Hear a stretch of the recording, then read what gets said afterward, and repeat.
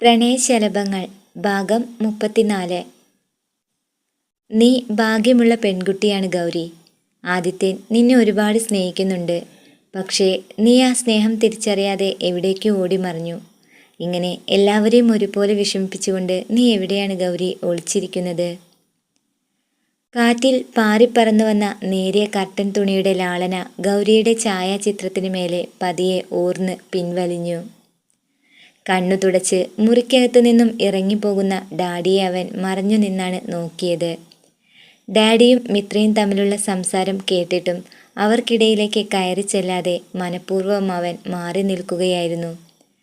തൻ്റെ മുൻപിൽ ചിരിച്ചും കളിച്ചും എപ്പോഴും കൂടെ നിന്നിരുന്ന ഡാഡിയുടെ ഉള്ളിൽ തന്നെക്കുറിച്ച് ഇത്രയധികം വേവലാതികൾ അടിഞ്ഞുകൂടി കിടക്കുകയായിരുന്നല്ലോ എന്നോർത്തപ്പോൾ അവൻ്റെ ചങ്കൊന്ന് പിടഞ്ഞു. അറിഞ്ഞുകൊണ്ടല്ലെങ്കിലും താൻ കാരണമാണല്ലോ ഡാഡി ഇന്ന് ഇത്രയധികം വേദനിക്കേണ്ടി വരുന്നതെന്നോർത്തപ്പോൾ ആ മനസ്സ് തളർന്നു പോവുകയായിരുന്നു. അതുവരെ സംഭരിച്ചു വെച്ച തൻ്റെ ആത്മവിശ്വാസമെല്ലാം പെട്ടെന്ന് എവിടെയോ നഷ്ടപ്പെടുന്നത് പോലെയാണ് അവന് തോന്നിയത്. ഒരു വാക്കുകൊണ്ട് പോലും തന്നെ വേദനിപ്പിക്കാത്ത ആ മനസ്സിൻ്റെ നോവ് അവൻ്റെ ഹൃദയത്തിലും വല്ലാത്ത അസ്വസ്ഥതകൾ ഉണ്ടാകാനിടയാക്കി.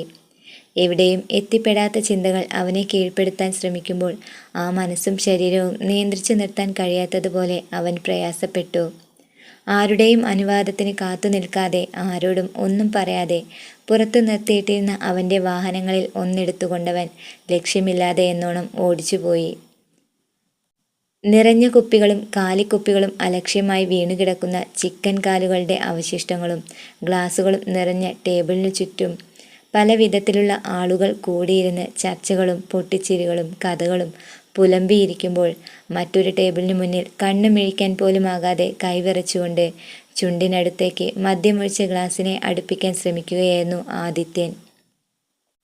എങ്ങനെയൊക്കെയോ അതും കൂടി അവൻ അകത്താക്കിയ ശേഷം അവിടെ നിന്നും മെല്ലെ എഴുന്നേൽക്കാൻ ശ്രമിച്ചപ്പോഴാണ് കാലുകൾ നിലത്തുറപ്പിക്കാൻ കഴിയാതെ അവൻ മറിഞ്ഞു വീഴാൻ ഒരുങ്ങിയത്. അപ്പോഴേക്കും ഒരു വെയിറ്റർ വന്നവനെ താങ്ങിപ്പിടിച്ചു. എന്നാൽ അത് തീരെ ഇഷ്ടപ്പെടാത്ത ഭാവത്തോടെ അവൻ നാവ് കുഴഞ്ഞുകൊണ്ട് എന്തൊക്കെയോ വിളിച്ചു പറയാൻ തുടങ്ങി. വേണ്ട വേണ്ട, എന്നെ ആരും ഹെൽപ്പ് ചെയ്യുന്നത് എനിക്കിഷ്ടമല്ല. ഞാൻ തനിച്ച് നടന്നോളാം. ഈ ആദിത്യൻ ആർക്കും ഒരു ബുദ്ധിമുട്ടാകാൻ ഞാൻ സമ്മതിക്കില്ല. സാറിന് നടക്കാൻ പോലും ശരിക്കും വയ്യ. ഞാൻ സാറിൻ്റെ വണ്ടിയിൽ കൊണ്ട് ചെന്നാക്കാം. അല്ലെങ്കിൽ ഫോൺ നമ്പർ തന്നാൽ മതി, ഞാൻ ആരെങ്കിലും വിളിച്ചു പറയാം. സാറിന് ഈ കണ്ടീഷനിൽ വണ്ടി ഓടിക്കാൻ പോലും സാധിക്കില്ല. താൻ എന്നോട് സഹതാപം കാണിക്കുകയാണോ? വേണ്ട, അതെനിക്കിഷ്ടല്ല. എനിക്ക് ആരെയും വിളിക്കുകയും വേണ്ട, ആരോടും സംസാരിക്കുകയും വേണ്ട. എന്നെ എൻ്റെ വഴിക്ക് വിട്ടേക്ക്. അവൻ അരിശത്തോടെ കൈ കുതറി ഒറ്റയ്ക്ക് നടക്കാനായി ശ്രമിച്ചു. കണ്ണുകൾ ഒന്നുകൂടി മിഴിച്ചവൻ പുറത്തേക്ക് നോക്കി. തട്ടിയും മുട്ടിയും പതുക്കെ നടന്നവൻ പുറത്തേക്കെത്തി. നിർത്തിയിട്ടിരുന്ന തൻ്റെ കാറിൻ്റെ ഡോർ തുറക്കാൻ ശ്രമിക്കുമ്പോഴേക്കും മനം പുരട്ടി അവൻ റോഡിൽ നിന്നും ഒമിറ്റ് ചെയ്യാൻ തുടങ്ങി. ആ കാഴ്ച കണ്ടവരൊക്കെ അതുവഴി നടന്നു പോകാൻ പോലും മടിച്ചുകൊണ്ട് അവിടെ നിന്നും വിട്ടകന്നു നിൽക്കാൻ ശ്രമിച്ചു. ചിലരൊക്കെ മൂക്കത്ത് വിരൽ വെച്ചുകൊണ്ട് ആ കാഴ്ചയെ അവജ്ഞയോടെ നോക്കി നിന്നു. പെട്ടെന്നാണ് അപ്രതീക്ഷിതമായി അതുവഴി കടന്നു പോകേണ്ടി വന്ന മോട്ടുവിന് ഈ കാഴ്ച കാണേണ്ടി വന്നത്. ബാറിന് മുന്നിൽ നിന്ന് എല്ലാവരും നോക്കി നിൽക്കെ ഒമിറ്റ് ചെയ്ത് അവശനായി വീഴാൻ പോകുന്ന തൻ്റെ പ്രിയപ്പെട്ട കൂട്ടുകാരനെ കാണാനിടയായപ്പോൾ ചങ്ക് തകർന്ന വേദനയോടെ അവൻ വണ്ടി നിർത്തി പുറത്തേക്ക് ഓടിയെത്തുകയായിരുന്നു. കണ്ണുകൾ ചുവന്നു കലങ്ങി അവശതയോടെ നിൽക്കുന്ന ആദിയുടെ മുഖം കണ്ടപ്പോഴേക്കും അവൻ്റെ ഉള്ളം അറിയാതെ വിങ്ങിപ്പൊട്ടി. എന്താടാ ആദി, എന്താടാ ഇതൊക്കെ? ഇങ്ങനെ കുടിച്ചു ബോധം കെടാൻ മാത്രം എന്ത് പ്രശ്നമാടാ നിനക്കുണ്ടായത്? വന്ന് വണ്ടി കയറ്, ഞാൻ കൊണ്ടാക്കാം നിന്നെ. മോട്ടു അവനെ ചേർത്ത് പിടിച്ചു നിർത്തിയപ്പോൾ ആദിയുടെ കണ്ണുകളും അന്നേരം നിറഞ്ഞൊഴുകാൻ തുടങ്ങി. കൊച്ചുകുട്ടികൾ പരിഭവം പറയാൻ ശ്രമിക്കുന്നത് പോലെ അവൻ എന്തൊക്കെയോ പിറുപിറുത്തു. മോട്ടു, നിനക്ക് എന്നോട് ദേഷ്യമൊന്നുമില്ലല്ലോടാ? എല്ലാവർക്കും എന്നോട് വെറുപ്പാ. ജീവന് തുല്യം സ്നേഹിച്ച എൻ്റെ ഗൗരി എന്നെ വിട്ടുപോയി. ഞാൻ കാരണം എൻ്റെ ഡാഡിയും ഇപ്പോൾ നീറി വേദനിക്കുന്നു. ഞാൻ എല്ലാവർക്കും ഒരു ശല്യമായില്ലേ മോട്ടു? ഞാൻ ശരിക്കും ഒരു ദുഷ്ടനാ അല്ലേടാ? നീ ഒന്നും മിണ്ടാതിരിക്കേണ്ട ആദി. അതിന് മാത്രം നിനക്കിവിടെ ഒരു പ്രശ്നമില്ലല്ലോ. ഇതൊക്കെ നിന്റെ വെറും തോന്നലാ. ആണോ? അതെ. മോട്ടു അവനെ താങ്ങിപ്പിടിച്ച് വണ്ടിയിൽ കയറ്റിയിരുത്തി ഡോറ് ലോക്ക് ചെയ്തു.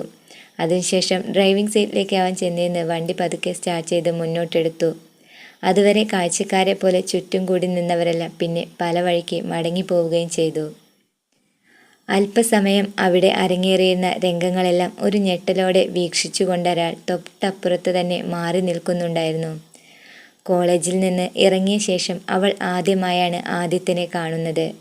അതും തീരെ പ്രതീക്ഷിക്കാത്തതും ഒട്ടും വിശ്വസിക്കാനാകാത്തതുമായ സാഹചര്യത്തിലുമായപ്പോൾ ആ മനസ്സിനെ അലട്ടാനായി പല ചിന്തകളും ചോദ്യങ്ങളും അവളെ ശല്യപ്പെടുത്തുന്നതിനായി മുന്നിലേക്ക് വന്നു നിന്നു. ബോധമുണർന്നെണീറ്റ ആദിത്യൻ ചുറ്റോറം കണ്ണോടിച്ചു നോക്കി. തലക്കനവും പെരുപ്പും തീർത്തും വിട്ടകലാതെ അവൻ നെറ്റിയിൽ കൈവച്ച് ബെഡിൽ അമർന്നിരുന്നു. ഓ, നീ എണീറ്റോ? ആവി പാറുന്ന ചായയും കയ്യിലേന്തി മോട്ടു അവൻ്റെ മുന്നിലേക്കെത്തി. നീ എന്തിനാ എന്നെ ഇവിടേക്ക് കൂട്ടിക്കൊണ്ടുവന്നത്? ഓഹോ, പിന്നെ കുടിച്ച് ലെക്ക് കെട്ട് തലയ്ക്ക് വെളിവില്ലാതെ പിച്ചുമ്പേയും പറഞ്ഞുകൊണ്ടിരുന്ന നിന്നെ ഞാൻ എങ്ങനെയാടാ നിന്റെ വീട്ടിലേക്ക് കൊണ്ടാക്കുന്നത്? നിന്നെ ആ കോലത്തിൽ കൂടി കണ്ടിട്ട് വേണം നിന്റെ ഡാഡിയുടെ വിഷമം ഒന്നുകൂടി ഇരട്ടിക്കാൻ, അല്ലേടാ? ആദി നിശബ്ദനായിരുന്നു. ഇങ്ങനെയൊന്നും ആയിരുന്നില്ലല്ലോ നീ. ഗൗരിയെ എങ്ങനെയെങ്കിലും കണ്ടെത്തി അവളെ നിന്റെ ഡാഡിയുടെ മരുമോളായി മുന്നിൽ കൊണ്ട് നിർത്തണമെന്നൊക്കെ വലിയ വീമ്പിളക്കിയിരുന്നല്ലോ. പെട്ടെന്നെന്താ ആ വാശിയൊക്കെ നിന്റെ കെട്ടടങ്ങിയോ?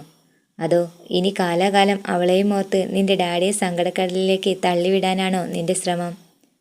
മോട്ടു, വേണ്ട, നീയൊന്നും ഇനി കൂടുതൽ പറയണ്ട.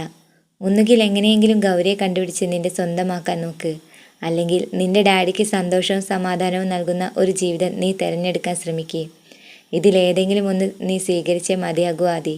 അല്ലാതെ മദ്യത്തെ കൂട്ടുപിടിച്ച് സ്വയം നശിക്കുകയല്ലടാ വേണ്ടത്. അല്പം ഗൗരവത്തോടെ അവൻ്റെ നേർക്ക് ചായക്കപ്പും നീട്ടിക്കൊടുത്തവൻ തുറച്ചു നോക്കി. തൻ്റെ നേർക്ക് നീട്ടിയ ചായക്കപ്പ് സ്വീകരിക്കണോ വേണ്ടയോ എന്ന് സങ്കോചപ്പെട്ടിരിക്കുന്ന ആദിയുടെ മുഖം കണ്ടപ്പോൾ മോട്ടുവിൻ്റെ ചുണ്ടിൽ നേർത്തൊരു പുഞ്ചിരി തെളിഞ്ഞു. ഇത് കുടിക്കടാ, എന്നിട്ട് നീ നന്നായി ഒന്ന് ആലോചിക്ക്. ചായക്കപ്പ് അവനെ ഏൽപ്പിച്ച ശേഷം മോട്ടു അവിടെ നിന്നും മടങ്ങിപ്പോയി. ഊതിയത് കുടിക്കുമ്പോഴും അവൻ്റെ മനസ്സിലെ ചിന്തകളിൽ നിറയെ ഇരുട്ട് മാത്രമാണ് വ്യാപിച്ചു കിടന്നത്.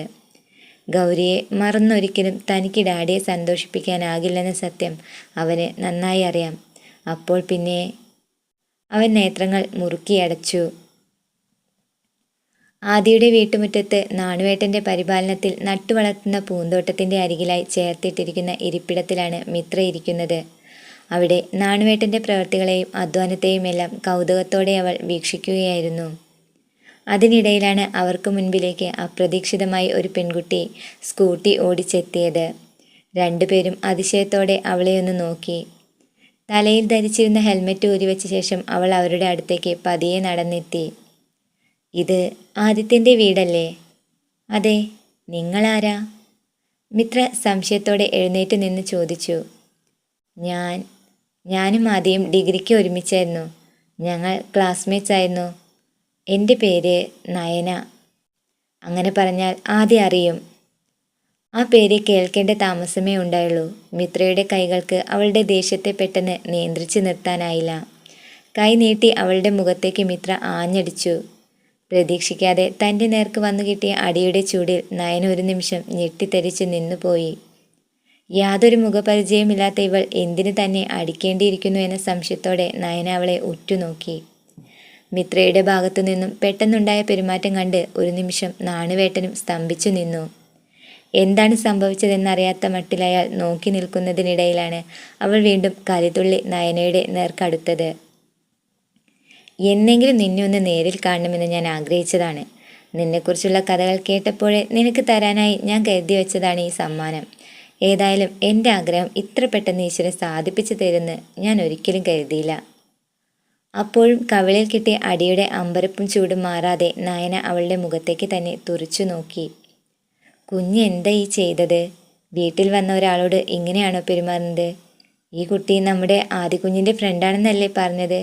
എന്നിട്ടാണോ ഇങ്ങനെ പ്രവർത്തിച്ചത്? ആനന്ദ് സാർ എങ്ങാനും ഇത് അറിഞ്ഞാലുള്ള കാര്യം ചിന്തിച്ചിട്ടുണ്ടോ? അറിയട്ടെ നാണുവേട്ട, എല്ലാവരും അറിയട്ടെ. സത്യത്തിൽ ഇവൾ ആരാണെന്നറിയോ? ഇവളാണ് നയന. ആദിയുടെ ജീവിതത്തിൽ ഇത്രയൊക്കെ പ്രശ്നങ്ങൾ ഉണ്ടായതിന് കാരണം ദേ ഇവൾ ഒറ്റയൊരുത്തിയാ. ആണോ? കുഞ്ഞു പറഞ്ഞത് സത്യാണോ? എന്നാ പിന്നെ ഒരെണ്ണത്തിൽ ഒതുക്കണ്ട, അവളുടെ മറ്റേ കവളിലും അതുപോലൊരു സമ്മാനം കൊടുത്തേക്ക്. ആ. അതുകൂടി കേട്ടപ്പോൾ നയനയുടെ പരിഭ്രമം ഇരട്ടിച്ചു. താൻ വന്നുപെട്ടത് തലയ്ക്ക് സ്ഥിരതയില്ലാത്തവരുടെ അടുത്തേക്കായിരുന്നോ എന്ന് പോലും അവൾ ഒന്ന് സംശയിച്ചു. ഇനിയും ഇവിടെ നിൽക്കുന്നത് ശരിയല്ലെന്ന അർത്ഥത്തിൽ അവൾ പതുക്കെ പിന്നോട്ട് വലിയാൻ തുടങ്ങി. തൽക്കാലം തൻ്റെ തടി രക്ഷിക്കുക എന്നത് മാത്രമാണ് ബുദ്ധിയെന്ന് അവൾക്കും തോന്നി. വണ്ടി നിർത്തിയിടത്തേക്ക് പെട്ടെന്നവൾ തിരിഞ്ഞോടാൻ ശ്രമിക്കുന്നതിനിടയിലാണ് അവിടേക്ക് വന്നു കയറിയ ആദിയുടെ വാഹനത്തിന് മുന്നിലേക്ക് അവൾ അറിയാതെ ചാടി വീണത്.